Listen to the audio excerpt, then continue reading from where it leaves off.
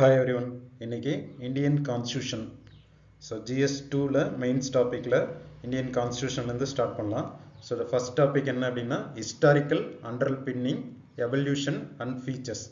So the constitution எப்படி frame பண்ணாங்க, so எதெல்லாம் பார்த்திங்கன்னா கான்ஸ்டியூஷன் ஃப்ரேம் பண்ணுறதுக்கு, அதாவது இந்தியன் கான்ஸ்டியூஷன் ஃப்ரேம் பண்ணுறதுக்கு நம்ம எல்லாருக்கும் தெரியும் டிராஃப்டிங் கமிட்டி அப்படின்னு சொல்லி ஒன்று ஃபார்ம் பண்ணியிருப்பாங்க.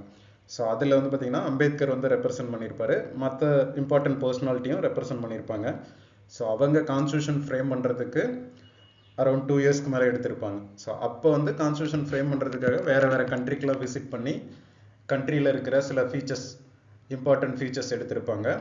இது இல்லாமல் இந்தியன் கான்ஸ்டியூஷன் ஃப்ரேம் பண்ணுறதுக்கு எதெல்லாம் பேசிக் ஸ்ட்ரக்சர் ப்ரொவைட் பண்ணுது அப்படிங்கிறத பற்றி டிஸ்கஸ் பண்ணலாம்.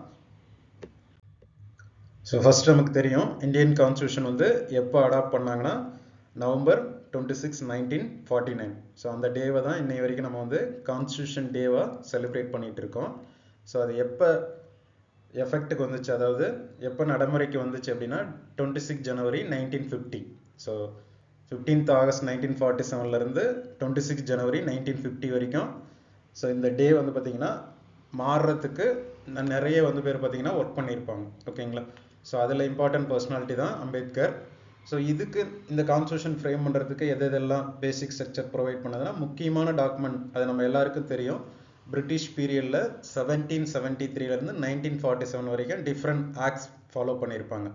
ஸோ அதில் அப்போ ஈஸ்ட் இந்தியா கம்பெனியை ரெகுலேட் பண்ணுறதுக்காக நிறைய ப்ரொவிஷன்ஸ்லாம் ஃபாலோ பண்ணியிருப்பாங்க.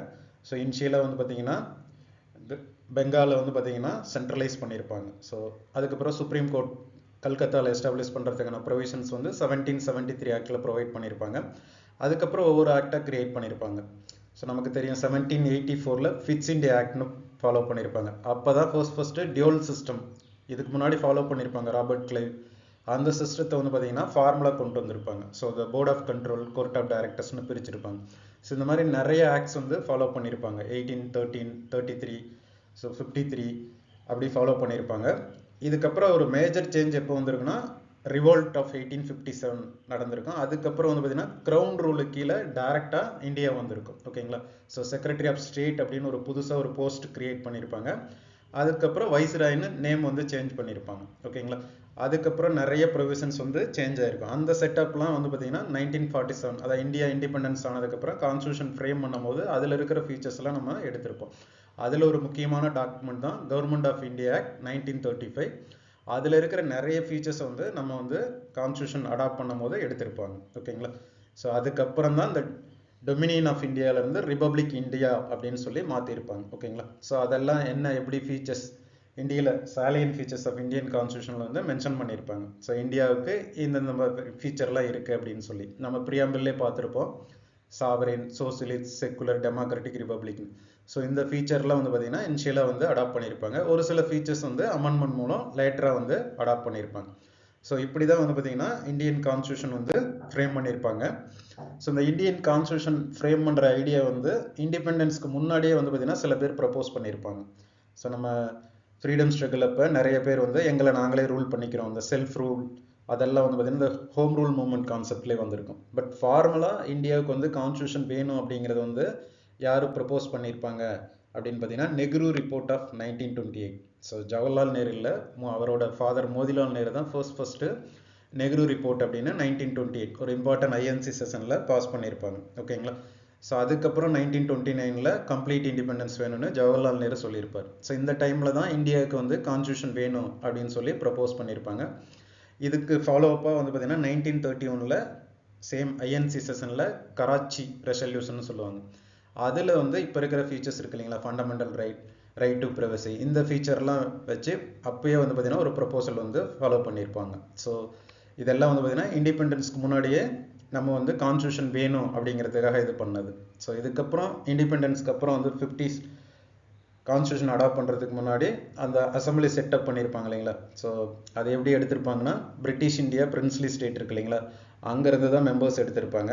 அந்த டைமில் இருந்த important personality, so Jawaharlal Nehru, Rajendra Prasad, Sardar Vallabhbhai Patel, இவங்கெல்லாம் வேறு கமிட்டியில் ரெப்ரசன்ட் பண்ணியிருப்பாங்க. ஸோ ஒவ்வொரு கமிட்டியோட பர்பஸும் டிஃபர் ஆகும். ஸோ அதில் முக்கியமான கமிட்டி தான் டிராஃப்டிங் கமிட்டி. சர்தார் வல்லபாய் பட்டேல் நம்ம கேள்விப்பட்டிருக்கோம். ப்ராவின்ஸ் எல்லாம் வந்து பார்த்தீங்கன்னா நிறைய பிரிஞ்சு இருந்த பிரின்ஸ்லி ஸ்டேட்ஸ் எல்லாம் வந்து பார்த்தீங்கன்னா இல்லை ப்ராவின்சஸ் எல்லாம் வந்து பார்த்தீங்கன்னா merge பண்ணியிருப்பார். ஓகேங்களா. 1950க்கு அப்புறமும் இந்தியாவோட சில கண்ட்ரிஸ், அதாவது கண்ட்ரினா நம்ம இந்தியன் டெரிட்டரியா இல்லாமல் சில ப்ராவின்சஸ்லாம் இருந்திருக்கும். எக்ஸாம்பிள் ஜம்மு காஷ்மீர், இன்னும் ஒரு சில ஏரியாலாம் வந்து பார்த்தீங்கன்னா, ஏன் அப்படின்னா பிரிட்டிஷ் இண்டிபெண்டன்ஸ் ஆகும்போது அவங்க வந்து ஆப்ஷன்ஸ் கொடுத்துருப்பாங்க. இந்தியா கூட ஜாயின் பண்ணிக்கலாம், இல்லை பாகிஸ்தான் கூட ஜாயின் பண்ணலாம், இல்லை ரிமைன் இண்டிபெண்டாக இருந்திருக்கலாம் அப்படின்னு சொல்லி.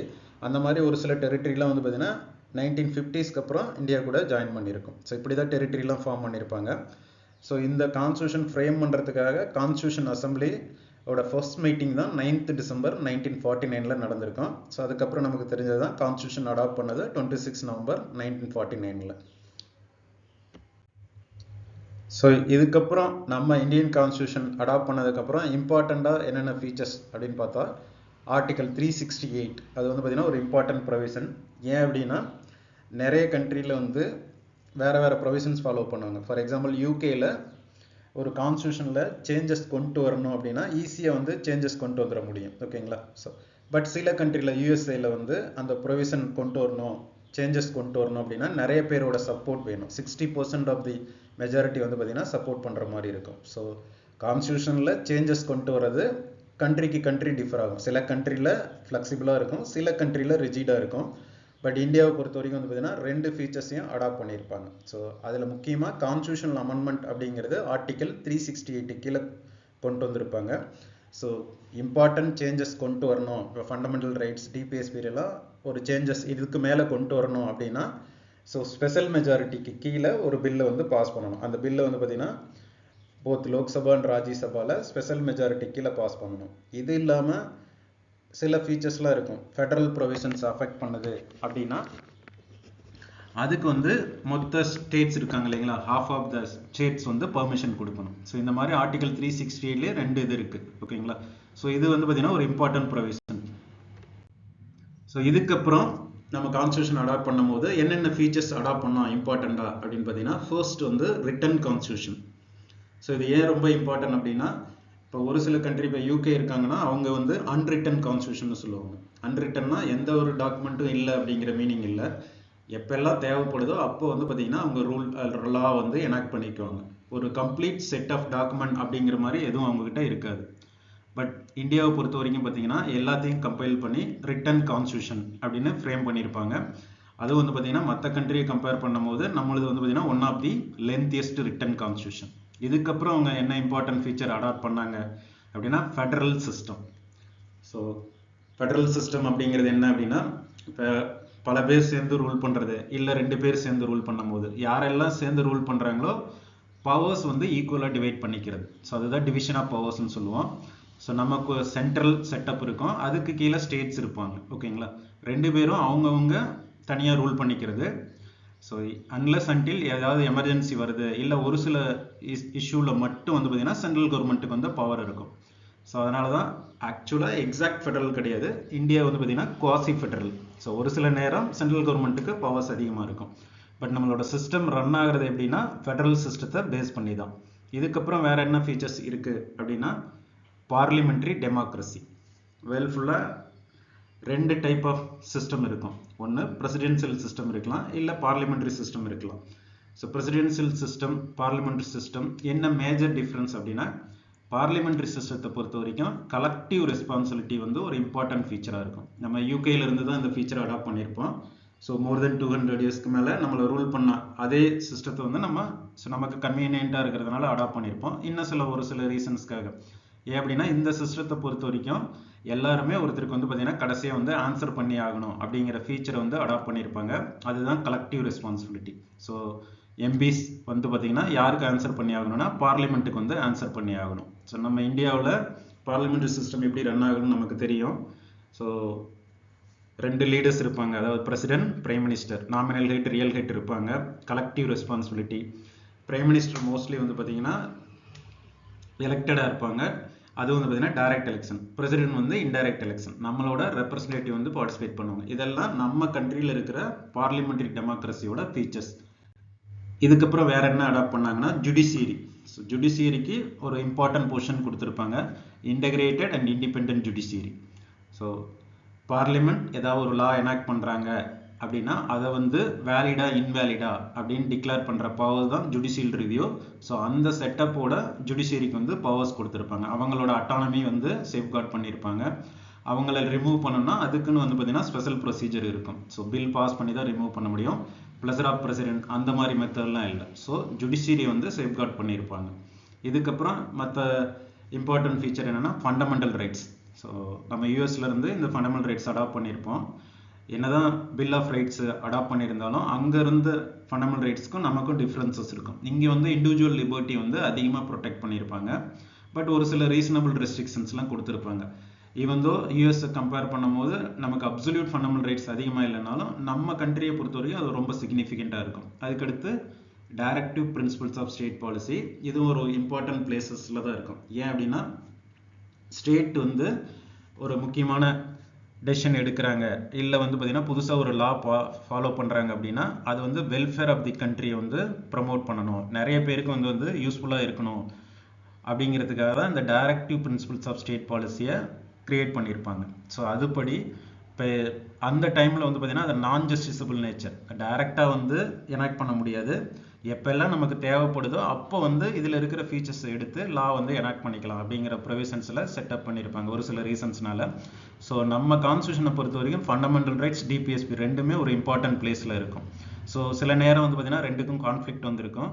பட் ஸ்டேட்டை பொறுத்த வரைக்கும் டிபிஎஸ்பி வந்து பார்த்தீங்கன்னா ப்ரிவெயில் ஆகும். ஸோ சுப்ரீம் கோர்ட் ஹைகோர்ட் சில நேரம் ஃபண்டமெண்டல் ரைட்ஸுக்கு இம்பார்ட்டன்ஸ் கொடுத்து ஜட்ஜ்மெண்ட்ஸ்லாம் சொல்லியிருப்பாங்க.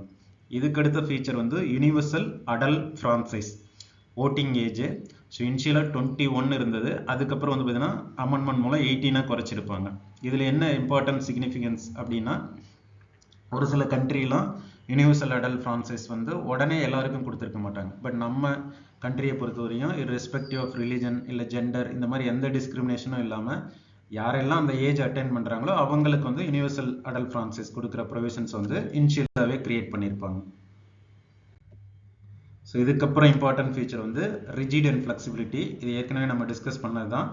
கான்ஸ்டியூஷனில் சேஞ்சஸ் கொண்டு வர்றது வந்து பார்த்தீங்கன்னா ரெண்டு மெத்தட்லையும் பண்ண முடியும். ஸோ சில ப்ரொவிஷன்ஸ் வந்து ஈஸியாக சேஞ்ச் பண்ண முடியும், சில ப்ரொவிஷன்ஸ் வந்து டஃப் மெஜாரிட்டி அதாவது ஸ்பெஷல் மெஜாரிட்டிக்கு கீழே தான் பாஸ் பண்ண முடியும். ஸோ அந்த பில்லோட இம்பார்ட்டன்ஸை பொறுத்து ரிஜிடோ இல்லை ஃப்ளெக்சிபிலிட்டியாகவும் இருக்கலாம். ஸோ ரெண்டு ஃபீச்சரையுமே நம்ம வந்து அடாப்ட் பண்ணியிருப்போம். இதுக்கடுத்து நம்ம ஏற்கனவே டிஸ்கஸ் பண்ணது தான் judicial review and parliamentary sovereignty. So சில நேரங்களில் ஜுடிஷியரிக்கு வந்து பவர்ஸ் அதிகமாக இருக்கும். அதாவது ஒரு லா எந்த லாவையும் வந்து பார்த்தீங்கன்னா கொஷின் பண்ண முடியும். ஸோ சில ஃபீச்சர்ஸ் அதை வயலேட் பண்ணுது, பேசிக் ஸ்ட்ரக்சரை வயலேட் பண்ணுது, இல்லை ஆர்பிட்ரரியாக இருக்குன்னா அந்த லாவை வந்து ஜுடிஷியரி வந்து கொஷின் பண்ண முடியும். ஓகேங்களா, இது யூஎஸ்லேருந்து அடாப்ட் பண்ண ஃபீச்சர்ஸ். அதே மாதிரி பார்லிமெண்ட்ரி சாவர்னிட்டியும் ப்ரொவைட் பண்ணியிருப்பாங்க. ஸோ யூகேவை கம்பேர் பண்ணும்போது பார்லிமெண்ட்டுக்கு அன்லிமிட்டெட் பவர்ஸ் இல்லை, வித்தின் த கான்ஸ்டியூஷன் தான். ஸோ கான்ஸ்டியூஷன் தான் இந்தியாவை பொறுத்த வரைக்கும் அல்டிமேட் பவர் இருக்கும். கான்ஸ்டியூஷன் தான் டிஸ்கிரைப் பண்ணும் யார் யாருக்கு என்ன பவர் அப்படிங்கிறது. பட் இருந்தாலும் பார்லிமெண்ட்ரி சாவர்னிட்டி வந்து பார்த்தீங்கன்னா நிறைய இடத்துல வந்து ரிஃப்ளெக்ட் ஆகும். ஸோ இதுக்கடுத்து இம்பார்ட்டன்ட் என்ன அப்படின்னா basic structure of Indian constitution. So இந்த பேசிக் ஸ்ட்ரக்சர் அப்படிங்கிறத கான்ஸ்டியூஷன் மேக்கர்ஸ் கான்ஸ்டியூஷன் ஃப்ரேம் பண்ணும் போதே கொடுக்கல. ஓகேங்களா, ஸோ அதுக்கப்புறம் வேரியஸ் கேசஸ் மூலம் சுப்ரீம் கோர்ட் அண்ட் ஹைகோர்ட் வந்து இதுதான் பேசிக் ஸ்ட்ரக்சர் அப்படிங்கிற மாதிரி டிஸ்கிரைப் பண்ணியிருப்பாங்க. இன்னுமே அது வந்து எவால்விங் நேச்சரில் தான் இருக்குது. இது இவ்வளவுதான் பேசிக் ஸ்ட்ரக்சர் அப்படிங்கிற மாதிரி இல்லை. இன்னும் வந்து பார்த்தீங்கன்னா ஃபியூச்சரில் இதெல்லாம் பேசிக் ஸ்ட்ரக்சர் அப்படின்னு சொல்லி ஆட் பண்ணலாம். ஸோ அதில் முக்கியமாக இது என்ன பேசிக் ஸ்ட்ரக்சர் அப்படின்னா 1973 கேசவானந்த பாரதி கேஸில் சொல்லியிருப்பாங்க. அதாவது இந்த ஃபீச்சரெல்லாம் வயலேட் பண்ணுற மாதிரி லா வந்து எனாக்ட் பண்ணக்கூடாது. இப்போ ஃபண்டமெண்டல் ரைட்ஸில் வந்து சேஞ்சஸ் கொண்டு வராங்க அப்படின்னா கொண்டு வர முடியும். பட் அது பேசிக் ஸ்ட்ரக்சர் ஏதாவது இவங்க மென்ஷன் பண்ணியிருக்காங்க அப்படின்னா அந்த ஃபீச்சரை வயலேட் பண்ணுற மாதிரி லா வந்து கொண்டு வரக்கூடாது அப்படிங்கிறதுக்காக தான் இதை பேசிக் ஸ்ட்ரக்சர்னு சொல்லியிருப்பாங்க. ஸோ இப்போ for example secular character of constitution அது வந்து பார்த்தீங்கன்னா பேசிக் ஸ்ட்ரக்சர்னு சொல்லியிருப்பாங்க. இப்போ ஆர்டிகல் 25லேருந்து 28 பார்ப்போம். ஸோ ஃபண்டமெண்டல் ரைட்டில் ஆர்டிகல் 25, 28 ரிலிஜியஸ் ரைட்ஸ் ப்ரொவைட் பண்ணியிருப்பாங்க. இண்டிவிஜுவல் ரைட்ஸோ இல்லை கலெக்டிவ் ரைட்ஸோ. ஸோ நமக்கு பிடிச்ச ரிலிஜனை ஃபாலோ பண்ணிக்கலாம் அப்படிங்கிற மாதிரி. ஸோ அந்த ஃபீச்சரை வந்து வயலேட் பண்ணுற மாதிரி புதுசாக ஒரு லா வந்து எனாக்ட் பண்ணக்கூடாது, ஏதாவது டிஸ்கிரிமினேட் பண்ணக்கூடாது ரிலிஜனுக்குள்ளே அப்படிங்கிறதெல்லாம் வந்து பார்த்தீங்கன்னா செக்குலர் கேரக்டரில் வரும். ஸோ இது இல்லாமல் வேறு என்ன இருக்குன்னா supremacy of the constitution, free and fair election, judicial review. Judicial ரிவ்யூவை கர்டைல் பண்ணுற மாதிரி ஒரு லா வந்து கிரியேட் பண்ணக்கூடாது. ஸோ இதெல்லாம் தான் பேசிக் ஸ்ட்ரக்சர். இன்னும் நிறைய இருக்குது. ஆர்டிகல் 32. ஸோ இதுதான் இம்பார்ட்டன்ட். ஸோ இதெல்லாம் வயலேட் பண்ணுற மாதிரி ஒரு லா வந்து கிரியேட் பண்ணக்கூடாது அப்படிங்கிற மாதிரி ப்ரொவைட் பண்ணியிருப்பாங்க. ஸோ இதுதான் கான்ஸ்டியூஷனோட இன்ட்ரடக்ஷன். இதுக்கு அடுத்து நெக்ஸ்ட் வந்து பார்த்தீங்கன்னா என்னென்ன அமெண்ட்மெண்ட்ஸ் இனிஷியலாக வந்துச்சு, ஸோ என்னென்ன சிக்னிஃபிகண்ட் ப்ரொவிஷன்ஸ் வந்து கான்ஸ்டியூஷன் ஃப்ரேம் பண்ணும் போது இருந்தது அப்படிங்கிறது பார்க்கலாம். ஸோ இதுக்கு அடுத்து இதை பேஸ் பண்ணி இப்போ நம்ம பார்த்த சாப்டர்ஸ் வரைக்கும் ஸ்பேஸ் பண்ணி என்ன கொஷின் வந்திருக்கு அப்படின்னா, ப்ரீவியஸ் இயர்ஸில் 2016 வந்திருக்கும். Did the Government of India Act 1935 lay down a federal constitution? Discuss. So same தான் நம்ம பார்த்தோம் இல்லைங்களா, 1935 ஆக்ட் வந்து எப்படி வந்து பேசிக் ஸ்ட்ரக்சர் ப்ரொவைட் பண்ணுச்சு அப்படிங்கிறது.